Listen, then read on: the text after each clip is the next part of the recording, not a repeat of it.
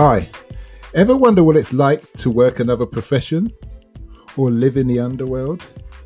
Listen to unsuspecting riders give a 10 to 15 minute personal masterclass as I spontaneously interview them as they enter my taxi. I'm your host, Simon Rushton, and this is Taxi Chronicles.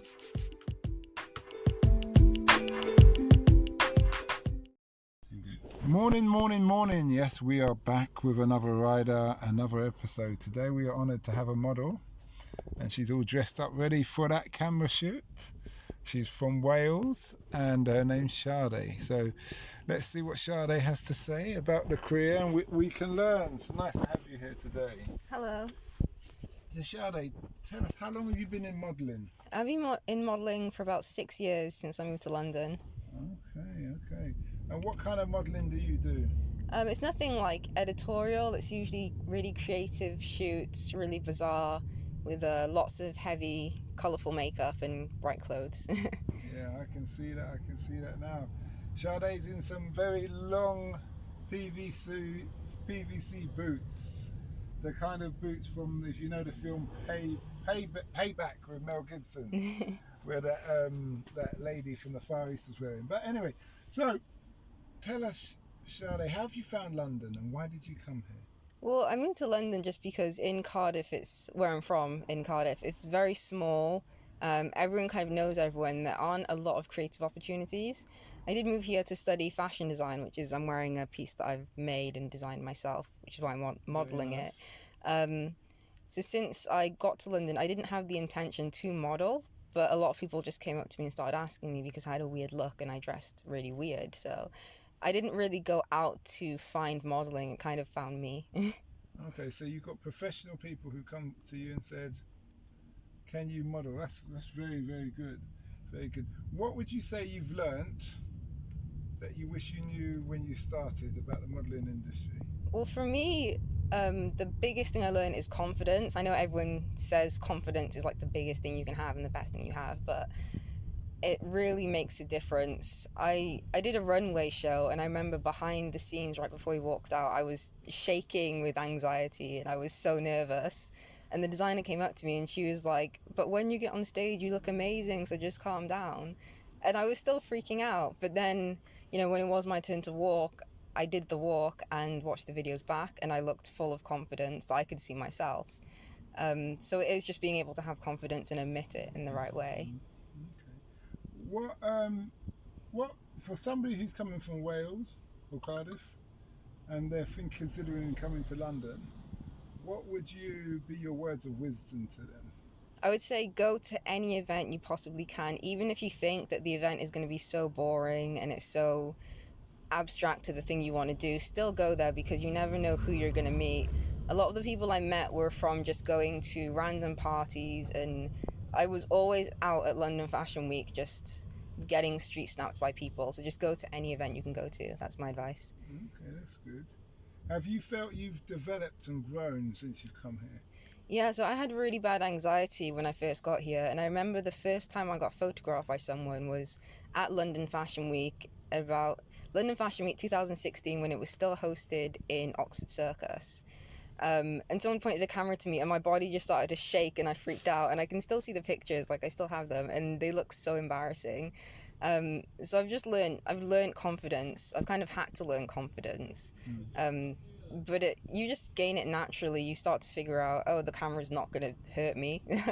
Or it looks better when I, don't shrink my body together. If I stand confidently and let my limbs hang looser, it looks more confident. You just learn these things the more you do it.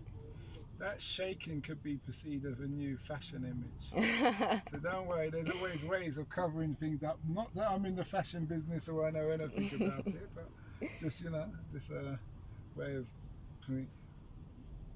When I said earlier about coming from Cardiff and what would be your words of wisdom, I meant more on the scale of if somebody was coming and they weren't necessarily coming from modelling, but they're just coming to live, and there's a culture difference between Cardiff and London. Okay. What have you learned that you feel you could share with other people? I think the thing I learned is a bit of a negative thing as opposed to Cardiff, but I've learned in London that it is so lonely in London, and you have to reach out to people. When I was growing up in Cardiff, we knew our neighbours, we knew everyone in the same street, we knew everyone who I went to school with. My mum knew their parents, my dad knew their parents. In London, I barely know all of my classmates. I've moved around from Stratford to Angel. I don't know any of my neighbours. It's such a different culture where people try and stick to themselves, and I think that because a lot of people in London move around, that's partly because of it. But you have to reach out to people when you get to London, or you will just stay lonely, as negative as that sounds. So you can't expect people to just make friends with you? Yeah, it's very difficult to make friends in London. Okay, I understand that difference of, nothing. What does the future hold for you? The future, well, I'm actually turning to tech. So I'm still modelling at like the request of my friends, but I believe that technology is the future. I'm 3D printing fashion garments at the moment. Okay. Learning coding as opposed to getting into the fashion industry. I think there are more futuristic ways to produce fashion as opposed to the traditional ways that create a lot of waste. So the future for me is to try and implement future fashion technologies to solve the problem of fashion waste in the production line. Okay, that's interesting. Now, where can people find you? So I love Instagram. I've made a new Instagram recently that I'm growing, which you can find me on Instagram as Sade K with an E, Kaye. And that's basically where I am. I don't use many other social medias. Do you want to spell that whole Instagram handle? Yeah, so my Instagram is at SadeKaye. Okay. And then you K at the end. Yeah. K. Is it .k or just? Just K. SadeKaye. Okay. Yeah. Guys, remember, the Instagram handles will always be in the bottom of the links. So if you do want to check her out, feel free to press on that there. I like the fact that you're diversitizing your career prospects. Very interesting. Thank you. You said the future is in tech. Yeah. And this 3D design. Do you have that on your social media, what you're doing, how you're doing it? Yeah, so my graduate collection will be coming out in about 2 weeks. Because of lockdown, we've only been able to produce a handful of garments, but everything from the 3D draping and design to the 3D printing of specific garments will all be on my social media. When you say 3D printings, I interviewed another guy he's in manufacturing and he's doing 3D printing and he's using plastic reels. He's making parts, anything out of plastic. Yeah. He needs for this tractor company. How do you make? Because I always see 3D printing as plastic items. I'm a bit confused. You're saying you can make clothes. Yeah, well, I'll try not to ramble on about it because I found that 3D printing is like the new love of my life, so I could go on for hours. Well, no, go on. We've But, got some time. Go on. Well, the plastic used for 3D printing is something called thermoplastics. It's basically a plastic that can be melted down, spun into a kind of like a thread type thing, which we call a filament, and then it can be used on a 3D printer to print out something using a machine that will be a specific design. Where it comes into fashion is you can use 3D modeling software such as Rhino or Fusion 360 to make a different kind of structure. So I'm making something that's similar to chainmail at the moment. Where this benefits the fashion industry is if this garment, so say this garment got sold and someone didn't want it after about 4 or 5 years, this garment can then be shredded down, remelted, and used to make something else. So it's a closed circuit production line, which is beneficial. The only downside is learning how to make something that is like fabric from plastic. It's quite a learning curve, but I'm slowly getting there, and I think the more I progress in fashion design and 3D printing, the more realistic to fashion it'll look like. That's superb. How is the material to the skin? Is it rough? Is it coarse?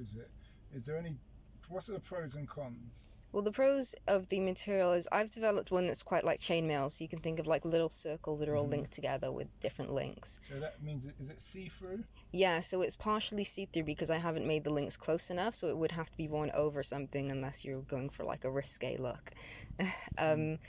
The benefits is because the looms are so wide, it does move and flex like fabric, so you can get it to hang over your shoulder or to just drape over yourself.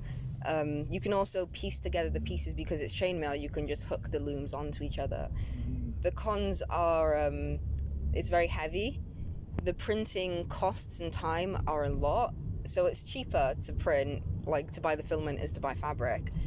But the electricity bill it doesn't make it as worth it.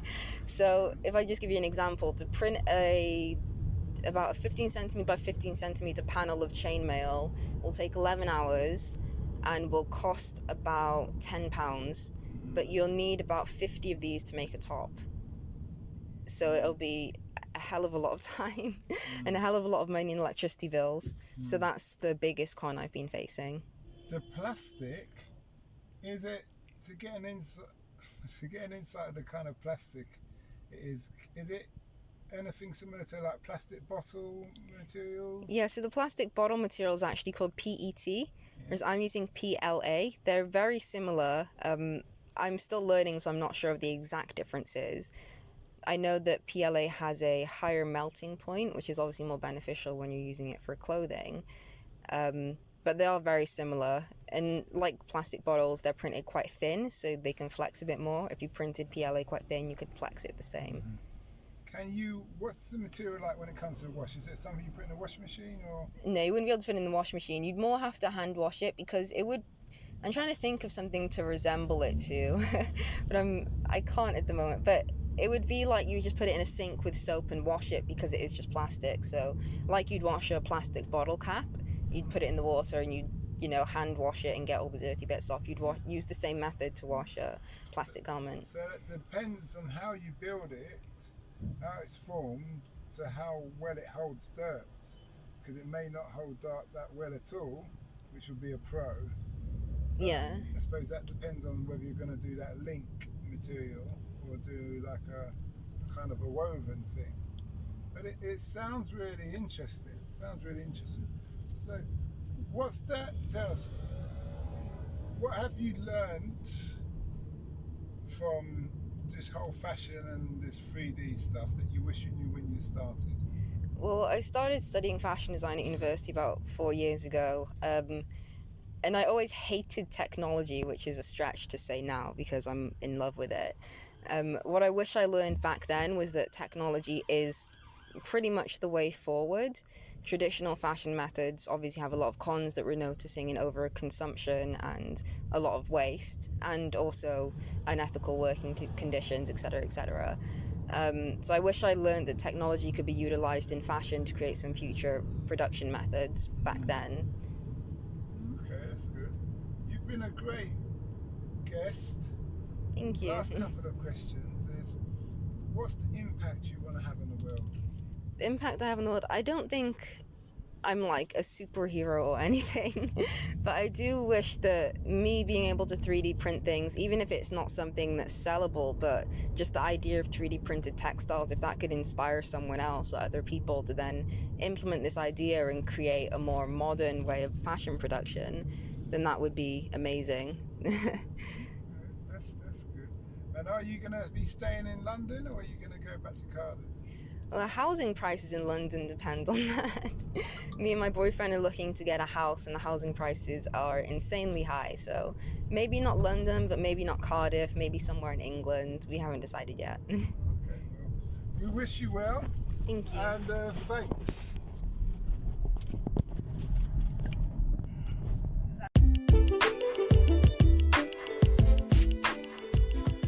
We hope you liked that interview. Don't forget to like, share and subscribe to get the latest daily episode. Ever considered investing in the continent with the fastest growing economy and population on Earth? The same continent that holds 30% of the world's known natural resources? Then listen to our sister podcast, Africa Investor Stories, where you will hear real investors with real stories from around the world share their experience of investing in Africa. We post Monday and Thursday at 10 a.m.